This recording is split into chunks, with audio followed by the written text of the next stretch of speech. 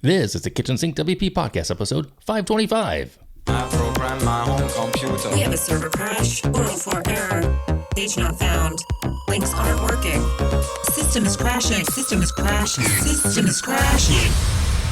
Your old HTML website, barely alive.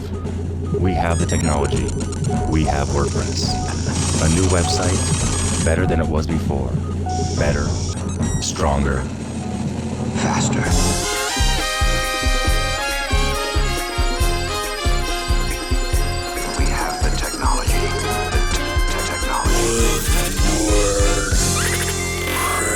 Hello, everybody. This is Adam Silver, the host of the Kitchen Sink WP podcast. Thanks for being here. Let's get started. All right, upcoming events. We have a handful here. Well, not quite a handful. Anyway, Decode is a popular developer conference by WP Engine, now in its fifth year. It's happening this week, March 19th and 21st. And looking at the website, I think it's kind of pre-recorded, if I'm not mistaken, but they're doing it in multiple different time zones. So you have a choices of based on where you are, March 19th, March 21st. Check that out. Also this week, next weekend, Switzerland Community Day, March 23rd. The format of this, by the way, per their website, is the crossroads between WordCamps, contributor days, and a meetup. So not sure exactly how that works, but sounds cool. And lastly, WordCamp Torrelodones, March 23rd, March 24th. That is in Spain. So I'm not going to be at any of those. I'm traveling this next week. So there you go. All right. Moving right along. Segment one in the news. One thing I want to share here is there was an article written by Rob Howard. He did a report on plugin pricing. It's pretty in depth, and he took 6 months to kind of gather this information regarding pricing and sales and whatnot. And so I'm going to link to it in the show notes. It's over on Medium, if I'm not mistaken. Yeah, it's on medium.com. It's a great read. Take a look at it. And I think it's kind of interesting to know if you are a plugin developer and pricing, or any service for that matter, and we have pricing and the legalities and some of the legalities about on sale, not on sale. So there you go. Pretty interesting stuff there as well. All right, moving on to the meat and potatoes of this week's episode, segment 2, bartering as a business model. So this week I want to talk about bartering as a business model, like I just said, because it's come up for me just recently. I reached out recently to a lawn care company to get an estimate on their service. They take care of my neighbor's property, and I was curious, what would that investment be to me?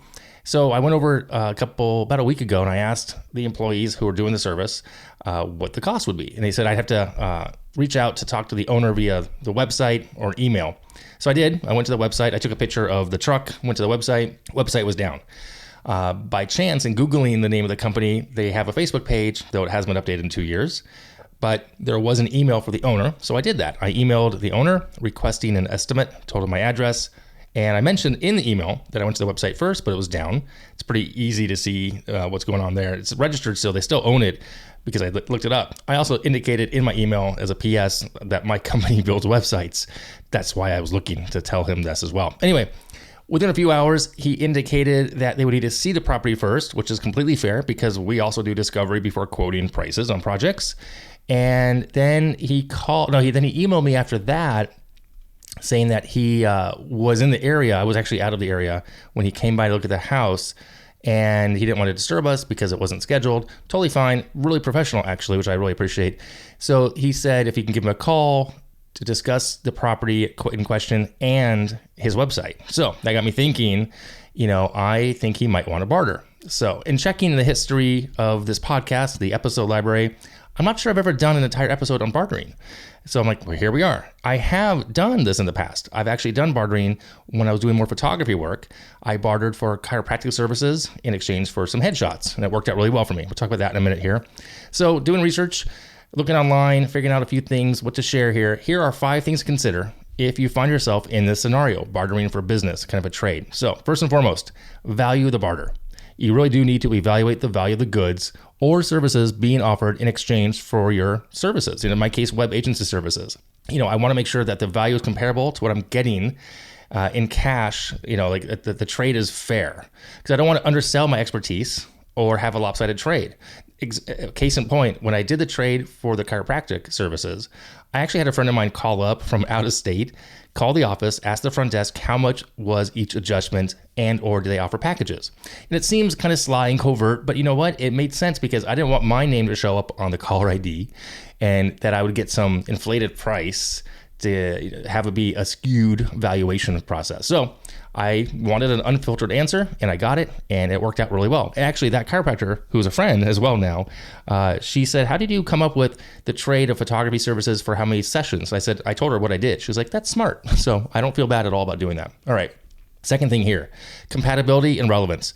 Considering whether the goods or services being offered are relevant to your business needs or personal interests. Is it something you need for your business? It could be, hosting in exchange for a sponsorship. It can be, or a personal interest, in my case, photography for chiropractic services. It has to make sense that way. It's beneficial if you receive something that you genuinely need or want, rather just than accepting the trade for the sake of it. Okay. You really want to make sure it's in alignment with your business goals or personal preferences. Okay.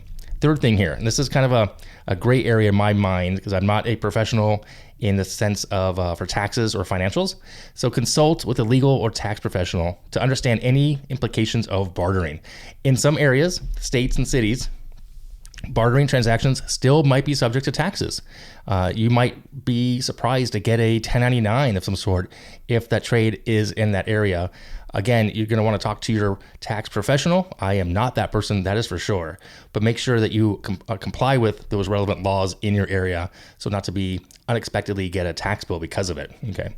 Number 4. Duration and terms of barter agreement. Now, you really want to clearly define the terms of the barter agreement, the duration of the exchange, the scope of services, like anything else. You want to put this in writing, any other relevant conditions as well. Have it as a contract outlining all that as well, and avoid misunderstandings, disputes later, and be sure to include any kind of like provisions to resolve disputes and terminating the agreement if necessary. Treat this like any other transaction, except that there's no money involved. It's service for service, okay? And finally, number 5, communication and relationship building. Now, you really want to do this. Maintain an open and transparent communication throughout the bartering process. Clearly communicate your expectations and requirements. Be receptive to feedback from the other party as well. Because at the end of the day, you're building a relationship that is going to be potentially future opportunities and collaborations or referrals for that matter. Now, again, this is not so easy sometimes because if you have bills to pay, you still need money. You want to make sure that you don't set a precedent that you only trade and do bartering for your business. So you got to be careful there as well. But if you make an informed decision, bartering can be a beneficial for yourself and for all parties involved. So there you go. Again, value of the barter. Number 2, compatibility and relevance. Number 3, legal and tax implications. Number 4, duration and terms of barter agreement. And number 5, communication and relationship building. Because at the end of the day, it's all about those relationships, right? Have you ever done bartering? I'm curious. If you have, let me know. We'll share that story if you'd like to share it on the podcast as well in the near future.